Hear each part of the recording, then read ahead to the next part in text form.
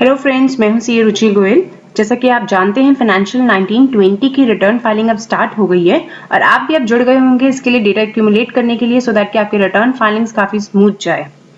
आपने कभी ये भी सुना होगा किसी से कि मैंने रिटर्न तो फाइल की थी फिर भी इनकम टैक्स डिपार्टमेंट का नोटिस पता नहीं कैसे आ गया। तो आइए हम बात करते हैं टॉप 10 रीजंस के बारे में जिनकी वजह से आपको इनकम टैक्स का नोटिस आ सकता है, और अगर आप इन बातों का ध्यान रखेंगे तो आपके नोटिस आने की प्रोबेबिलिटी बहुत ही कम हो जाएगी। तो आइए चलते हैं आगे। फर्स्ट है delay in filing of income tax return. आपने ये देखा होगा जब आप ड्यू डेट तक रिटर्न नहीं भरते हैं, इनफैक्ट उससे पहले भी आपको रिमाइंडर्स आने शुरू हो जाते हैं कि आपकी रिटर्न ड्यू है, आपको रिटर्न भरनी है। तो अगर आप ड्यू डेट तक रिटर्न नहीं भरेंगे तो आपको एक नोटिस आएगा अंडर सेक्शन 142(1) जो ये बोलेगा कि आपको रिटर्न भरनी है। ये नोटिस किस बेसिस पे आता है? ये नोटिस इस बेसिस पे आता है अगर आपने पिछले प्रीवियस ईयर में कोई रिटर्न भरी होगी तब, या फिर आप के लिए मैंडेटरी है रिटर्न भरना, आप एलिजिबल हो, मतलब आपने ट्रांजैक्शंस की हैं ऐसी जिसमें रिटर्न फाइलिंग इंपॉर्टेंट है, तो आपको रिमाइंडर्स आने शुरू हो जाएंगे। जैसा कि आप जानते हैं कि अगर आपकी gross total income maximum tax free income से ज्यादा है, जो कि अभी 2,50,000 है, अगर आपकी इनकम उससे ज्यादा है तो आपको मैंडेटरी रिटर्न भरनी पड़ती है। लेकिन एट टाइम्स अगर आपकी 2,50,000 से भी कम है तो भी आपको रिटर्न भरनी हो सकती है। फॉर एग्जाम्पल, अगर आपका कोई टीडीएस कटा है या आपने कोई हाई वैल्यू एंड ट्रांजेक्शन्स की हैं जो कि रिपोर्ट आउट हो रही है डिपार्टमेंट के पास, तो भी आपको रिटर्न भरनी कंपलसरी है। और अगर आप ड्यू डेट तक रिटर्न नहीं भरेंगे तो आपको ये रिमाइंडर्स आएंगे, आपका पैन कार्ड जो होता है वो फ्लैग हो जाता है रिटर्न फाइलिंग के लिए और आपको मैंडेटरी रिटर्न भरनी पड़ती है। तो इसीलिए अगर आप टाइमली रिटर्न भरते हैं और सही रिटर्न भरते हैं तो आपको नोटिस आने के चांसेस बहुत कम हो जाते हैं। नेक्स्ट रीजन हो सकता है TDS claim does not matches with form 26AS। जैसा कि आप जानते हैं 26AS ऐसा फॉर्म होता है जो कि आपके जितने भी टीडीएस डिडक्ट हुए ड्यूरिंग द ईयर वो शो ऑफ करता है, या फिर जितने टीडीएस कलेक्ट हुए हैं वो शो करता है। आपको फॉर्म 16, अगर आप सैलरीड है तो आपको फॉर्म 16 और 16A मिलता है। तो अगर आपके जितने भी टीडीएस डिडक्ट हुए ड्यूरिंग द ईयर उससे ज्यादा अगर आप क्लेम करते हैं अपनी रिटर्न में, इस मिसमैच की वजह से भी आपको नोटिस आ सकता है अंडर सेक्शन 143(1). ये इसलिए आता है क्योंकि आप जितना डिपॉजिट करा रहे हैं उतना ही तो आप क्लेम कर सकते हैं डिडक्शन। लेकिन एट टाइम्स ये हो सकता है कि आपका डिडक्ट तो हुआ है लेकिन आपके जो डिडक्टर है उसने डिपॉजिट नहीं कराया, या फिर आपकी जो फॉर्म 26AS है उसमें करेक्टली शो नहीं हो रहा है टीडीएस का अमाउंट। तो आपको या तो फॉर्म 26AS करेक्ट करवाना पड़ेगा, या फिर आप उसको जितना डिडक्ट हुआ है वो क्लेम कीजिएगा और एक रिकॉन्सिलेशन जरूर बना के रखिए जितना रिडक्शन हुआ है और जितना शो हो रहा है और जितना आप क्लेम कर रहे हैं, क्योंकि कभी भी क्वेरी आ सकती है तो आपके पास उसका रिस्पॉन्स हमेशा होना चाहिए। तो अगर आपका फॉर्म 26AS से हमेशा मैच होगा आपका जो टीडीएस क्लेम कर रहे हैं आप, तो आपको नोटिस आने के चांसेस बहुत कम हो जाते हैं। लेकिन अगर वो मैच नहीं होगा तो आपके पास नोटिस आने के चांसेस पूरे होते हैं। एट टाइम्स ये चीजें होती हैं सैलरीड एम्प्लॉयज के साथ, क्योंकि उनका फॉर्म 16 में कई बार पूरा शो नहीं होता है और वो क्लेम कर लेते हैं लेकिन पूरा on the basis of the salary slip, तो फिर उसकी वजह से उनके पास नोटिस आने के चांसेस होते हैं। नेक्स्ट बहुत बड़ा रीजन है जो नोटिस आने का, वो है filing of defective return. Defective return कौन सी होती है? डिफेक्टिव रिटर्न वो है जिसमें आपने कुछ गलतियां की है सबमिट करते वक्त। फॉर एग्जांपल, आपने करेक्ट फॉर्म नंबर सेलेक्ट नहीं किया है, जैसे कि आपको 1 करना चाहिए था और आपने 2 किया है, या आपको 4 करना चाहिए था और आपने 3 किया है। तो इस तरह से रिटर्न आपकी डिफेक्टिव हो सकती है। एट द सेम टाइम अगर आपने कुछ पर्टिकुलर्स जो मैंडेटरी पर्टिकुलर्स हैं वो इनकम्प्लीट छोड़ दिए हैं या सही नहीं भरे हैं तो भी डिफेक्टिव रिटर्न होगी वो। एट द सेम टाइम अगर आपने टैक्स पे नहीं किया बट रिटर्न सबमिट कर दी, अगर आपका टैक्स पेबल था और आपने टैक्स पे नहीं किया है, रिटर्न सबमिट हो चुकी है, तो वो डिफेक्टिव रिटर्न होगी। इन सब केसेस में आपको अंडर सेक्शन 139(9) का नोटिस आता है।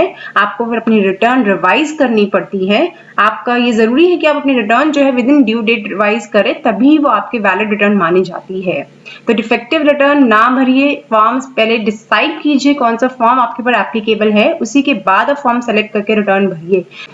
ये जानने के लिए कि फाइनेंशियल 1920 के रिटर्न में क्या चेंजेस आए हैं और कौन से एसएससी को कौन से रिटर्न एप्लीकेबल है, हमारे ऊपर दिए हुए आई कार्ड पे जरूर जाएगा। यहाँ पे आपको वो वीडियो मिलेगी जहाँ पे ये सब डिस्क्राइब्ड है। प्लीज हमारे चैनल को सब्सक्राइब जरूर कीजिए और नोटिफिकेशंस लेते रहिए टाइम टू टाइम। नेक्स्ट जो रीजन है आपके पास नोटिस आने का वो है high value transactions. At times ऐसा होता है कि आप बड़ी बड़ी ट्रांजेक्शन्स कर देते हैं और आप रियलाइज नहीं करते हैं उसे अपने इनकम टैक्स रिटर्न भरते हुए। इसलिए जरूरी है कि जब भी आप इनकम टैक्स रिटर्न भरे अपनी बैंक स्टेटमेंट को जरूर साथ में रखिएगा। कुछ हाई एंड ट्रांजेक्शन अगर आप करते हैं तो आपको अपनी रिटर्न भरते हुए उस ट्रांजेक्शन के अमाउंट का ध्यान जरूर रखना है, अकॉर्डिंगली रिटर्न भरनी है। कुछ किस तरीके की ट्रांजेक्शन हो सकती हैं वो, जैसे कि अगर आपने कोई प्रॉपर्टी परचेज की है काफी हैवी अमाउंट की, या फिर आपने इन्वेस्ट किया है शेयर्स में during the year more than 10 lakh का, तो ये सब ट्रांजेक्शन जो है वो बैंक रिपोर्ट आउट कर देता है इनकम टैक्स डिपार्टमेंट को, और accordingly income tax department calculate करता है आपकी इनकम को। लेकिन अगर आपने इनकम ही उससे कम दिखाई है तो आपके पास नोटिस जरूर आएगा। तो जब भी आप रिटर्न भरते हैं तो अपनी जो भी ड्यूरिंग द ईयर ट्रांजेक्शन आपने की है थ्रू बैंक अकाउंट या थ्रू क्रेडिट कार्ड स्टेटमेंट या फिर आपने थ्रू बैंक्स और भी एफडी की हैं या कुछ भी ऐसा की हैं, बड़ी बड़ी ट्रांजेक्शन्स आपने की हैं, तो आप इनको अपनी इनकम कंप्यूट करते हुए जरूर देखिएगा। कहीं ऐसा ना हो कि आपने एक्सपेंसेस तो बड़े बड़े किए हैं या फिर इन्वेस्टमेंट्स तो बहुत बड़ी बड़ी की हैं और रिटर्न में इनकम अपनी दिखाई ही नहीं है। फॉर एग्जाम्पल आपने during the year for example credit card statement से पे किया है 10 लाख का 20 लाख का और आप इनकम दिखा रहे हैं 5 लाख की, तो ये जस्टिफाइबल ही नहीं होगा। आप जस्टिफाई कैसे करेंगे? या फिर हम कह सकते हैं कि जैसे कि आपने ड्यूरिंग द ये प्रॉपर्टी परचेज की है 30 लाख की या 40 लाख की, तो आपको उसका इनकम सोर्स दिखाना पड़ेगा कि आपकी कहां से वो इनकम आई थी जिससे आपने प्रॉपर्टी परचेज की है। प्रॉपर प्लानिंग की जरूरत है रिटर्न भरते हुए, प्रॉपर कैलकुलेशन की जरूरत है। जल्दबाजी में रिटर्न बिल्कुल ना भरिए। अगर आपको कोई भी हेल्प रिक्वायर्ड है तो हमारे वीडियोस को कंसिडर जरूर कीजिए। आप कंसल्टेंसी ले सकते हैं किसी भी अपने नियर कंसल्टेंट से, ताकि आपको कोई दिक्कत ना आए अपनी रिटर्न भरते हुए। प्रॉपर एनालिसिस के बाद ही रिटर्न भरिए। नेक्स्ट रीजन जो हो सकता है वो है non disclosure of investments made in the name of the spouse.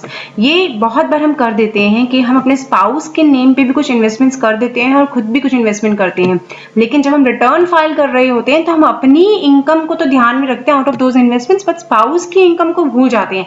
इसकी वजह से आपको और आपके स्पाउस दोनों को इनकम टैक्स का नोटिस आ सकता है। हाँ जी, बिल्कुल ध्यान रखिएगा, इससे आपके स्पाउस और आपको दोनों को नोटिस आ सकता है। आइडियली ये जो इनकम आएगी in your spouse account as well, वो भी आप ही की इनकम में क्लब होनी चाहिए और आप ही को टैक्सेबल होनी चाहिए। आप ही को उसको क्लब करके अपनी कंप्यूट करनी पड़ेगी टोटल इनकम, और रिटर्न फाइल करते हुए उसको ध्यान देना पड़ेगा। अदरवाइज आप एक बड़े प्रॉब्लम में फंस सकते हैं क्योंकि ये अमाउंट ह्यूज भी हो सकता है। तो ये भी एक बहुत बड़ा रीजन है। अगर हम इसको ध्यान से देखेंगे तो हम इस रिटर्न में सही भर पाएंगे और इनकम टैक्स नोटिस से बच सकेंगे। नेक्स्ट एक बहुत बड़ा रीजन है इनकम टैक्स नोटिस आने का, वो है non disclosure of other income. At times हम रिटर्न भरते हुए हम अपनी अदर इनकम्स को तो भूल ही जाते हैं। Other income in the form of, अगर हमें कोई रेंट मिल रहा है अपने टेनेंट से, हमें एम्प्लॉयर से इन अदर फॉर्म हमें कुछ रिवॉर्ड्स मिल रहे हैं जिनको जो हमारी बैंक स्टेटमेंट में रिफ्लेक्ट नहीं हो रहे हैं, या फिर अगर हमने कोई एग्जेम्प्ट इनकम है हमारी तो वो हम कई बार डिस्क्लोज करना भूल जाते हैं क्योंकि वो कहीं रिफ्लेक्ट नहीं हो रही होती। लेकिन आप जब अपनी रिटर्न भरते हैं तो एवरी सोर्स ऑफ इनकम से आपको जो भी इनकम हो रही है वो आपको डिस्क्लोज करना पड़ता है, चाहे वो टैक्सेबल है चाहे वो एग्जेम्प्ट है। तो अगर आपने ऐसी कोई इनकम ड्यूरिंग द ईयर ली है तो आपको वो भी रिपोर्ट आउट करनी पड़ेगी। इसका एक ही तरीका है कि जब भी आप कोई इनकम रिसीव करते हैं तो आप उसका नोट जरूर बनाइए, सो दैट जब भी आप रिटर्न फाइल करें तो आप उसे कंसिडर कर सकें। एट द सेम टाइम आप बैंक से टीडीएस सर्टिफिकेट या फिर आपने अगर कोई इन्वेस्टमेंट की है जिसकी इंटरेस्ट इनकम आ रही है और आप उसको दिखाना भूल जाते हैं तो आप टीडीएस सर्टिफिकेट जरूर निकालिए, 26AS को भी जरूर रेफर कीजिए, सो दैट आपको अदर सोर्सेज ऑफ इनकम जो होगी वो वहां दिख जाएगी। जो एग्रीकल्चर इनकम वगैरह जो अदर इनकम्स होती हैं जो एग्जेम्प्ट होती हैं, जो कहीं रिफ्लेक्ट नहीं होती हैं या फिर हमें कैश फॉर्म में मिली हुई होती हैं या फिर अदर फॉर्म्स में है जो हमें याद नहीं रहती है, उनका आप नोट जरूर कीजिए as and when you receive that income. Proper एक अकाउंट बनाइए इनकम का जब भी आप रिटर्न भर रहे हैं, सो दैट आपसे कुछ मिस ना हो और आपको नोटिस आने के चांसेस कभी बने ही ना। और अगर आप नहीं फाइल करते हैं इन सब रिटर्न अपनी इनकम को तो आपको अंडर सेक्शन 139(9) या 143(1) के अंदर नोटिस आ सकता है। तो नेक्स्ट रीजन जो है इनकम टैक्स नोटिस का वो है long term capital gain from equity funds. अगर आपने किसी लिस्टेड इक्विटी या फिर इक्विटी रिलेटेड म्यूचुअल फंड्स में इन्वेस्ट किया हुआ है और आपको ड्यूरिंग द ईयर 1 लाख से ज्यादा का लॉन्ग टर्म कैपिटल गेन होता है तो वो आपको टैक्सेबल हो जाता है और आपको वो डिस्क्लोज करना पड़ता है अपने रिटर्न के अंदर। कई बार ऐसा होता है कि हम इन्वेस्टमेंट्स तो कर देते हैं बट उनके रिटर्न्स को भूल जाते हैं, उनकी इनकम को भूल जाते हैं। तो ऐसा ना करिएगा। आप अपनी जहां पे भी आपने डीमैट अकाउंट खोला हुआ है या फिर जहां से भी आप ट्रांजेक्शन्स करते हैं इन शेयर्स की या फिर इक्विटी फंड्स की, उसकी स्टेटमेंट ड्यूरिंग द ईयर जरूर निकलवाइएगा और वहां देखिएगा कि आपको क्या पीएनएल में हिट करता है, क्या एलटीसीजी है, क्या एसटीसीजी है, और अकॉर्डिंगली आप रिपोर्ट आउट कीजिएगा उसको रिटर्न ऑफ इनकम में, सो दैट आपको कभी भी कोई नोटिस ना आए। आप उस पर्टिकुलर बैंक से या फिर जहां से भी आप वो ट्रेडिंग करते हैं, आप वहां से रिटर्न निकलवा सकते हैं, ड्यूरिंग द ईयर की ट्रांजैक्शन समरी निकलवा सकते हैं। लॉन्ग टर्म कैपिटल गेन को सेपरेटली रिपोर्ट आउट करना अपने रिटर्न में मैंडेटरी होता है, क्योंकि इसका रेट ऑफ टैक्स अलग होता है। इसलिए जब भी आप रिटर्न भरे तो अपने इन्वेस्टमेंट अकाउंट के स्टेटमेंट जरूर निकालें, अपने टैक्स को अप्रोप्रिएटली अपोर्शन करें। और भी बहुत सारे रीजंस हैं जिसकी वजह से आपको इनकम टैक्स नोटिस आ सकता है, और इनफैक्ट इन रीजंस की वजह से इनकम टैक्स नोटिस आता ही है। जैसे कि अगर आपने किसी सेविंग बैंक में 10 लाख से ज्यादा डिपॉजिट किया है, कैश डिपॉजिट किया है ड्यूरिंग द ईयर, या फिर अगर आपने क्रेडिट कार्ड पेमेंट किया है मोर देन ₹10 लाख, या फिर आपने फिक्स डिपॉजिट्स किए हैं मोर देन ₹10 लाख, ये रीजंस इसलिए है क्योंकि आप इनमें से कुछ भी करते हैं तो आपका बैंक या आपके क्रेडिट कार्ड कंपनीज जो है आपका डेटा इनकम टैक्स डिपार्टमेंट को भेजती हैं, और उस वजह से इनकम टैक्स डिपार्टमेंट आपकी इनकम की कैलकुलेशन करता है। और अगर आपने अपनी रिटर्न में इनकम इनसे कम दिखाई होती है, जितने भी आपने इन्वेस्टमेंट्स की हैं या फिर जितने भी आपने पेमेंट्स की हैं, एक्सपेंसेस किए ड्यूरिंग द ईयर, तो ये डिपार्टमेंट आइडेंटिफाई कर लेता है भाई कि आपकी इनकम तो है नहीं इतनी, आपने एक्सपेंस कैसे किए हैं। तो आपके पास क्वेरीज या नोटिस आ सकते हैं और आप स्क्रूटनी में भी आ सकते हो इन रीजंस की वजह से। इसीलिए जब भी आप अपनी रिटर्न भरते हैं तो अपने बैंक स्टेटमेंट्स को जरूर निकालिए, अपने क्रेडिट कार्ड स्टेटमेंट्स को जरूर निकालिए, अपने इन्वेस्टमेंट्स अकाउंट को जरूर निकालिए, और आप चेक कीजिए कि ड्यूरिंग द ईयर आपने इन्वेस्टमेंट्स कितनी की हैं, एक्सपेंसेस कितने किए हैं, क्या आपकी इनकम इतनी है कि आप जस्टिफाई कर सको इन एक्सपेंसेस को। जस्टिफिकेशन आपके पास हमेशा होनी चाहिए अपने एक्सपेंसेस का भी और अपनी इनकम का भी, ताकि जब भी कोई नोटिस भी अगर आता है आपके पास तो आपके पास सूटेबल रीजन हो उसे जस्टिफाई करने के लिए। और आपके पास सारी कैलकुलेशन होनी चाहिए अपनी टैक्सेस की, अपनी जो भी आप रिटर्न दिखाते हैं, इनकम दिखाते हैं रिटर्न में, उन सब की आपके पास कैलकुलेशन होनी चाहिए, सो दैट जब भी आपके पास नोटिस आता है तो आप बिना किसी दिक्कत के उस नोटिस को सर्व कर सको विद इन टाइम ड्यूरेशन, क्योंकि हर नोटिस का एक पर्टिकुलर टाइम ड्यूरेशन होता है। कुछ नोटिस को 14 डेज में तो कुछ 21 डेज के अंदर सर्व करना होता है। तो इस ड्यूरेशन में आपको कैलकुलेट करना बड़ा मुश्किल हो जाएगा। बेटर यही है कि जब भी आप रिटर्न फाइल करें तो आप एक कॉम्पिटिशन जरूर बनाइए, कौन सी रिटर्न फाइल करनी है, कब फाइल करनी है, ये आपको हमारे बाकी वीडियोस में मिलती रहेंगी। ये बहुत ही इंपॉर्टेंट इन्फॉर्मेशन है जो हमने आपके साथ शेयर की है, आप भी इसे जरूर देखिए और दोस्तों के साथ भी शेयर जरूर कीजिए। हमारे चैनल को सब्सक्राइब और लाइक जरूर कीजिए, सो दैट फर्दर भी हम जब कोई इन्फॉर्मेशन शेयर करते हैं, ऐसी और भी इन्फॉर्मेशन हम शेयर करते रहेंगे, तो आपको टाइम टू टाइम नोटिफिकेशंस मिलते रहिए। इस बेल आइकन को प्रेस जरूर कीजिएगा, इसी से आपको नई वीडियोस के बारे में अपडेट मिलता रहेगा, और हमारे साथ जुड़े रहिए। Thank you.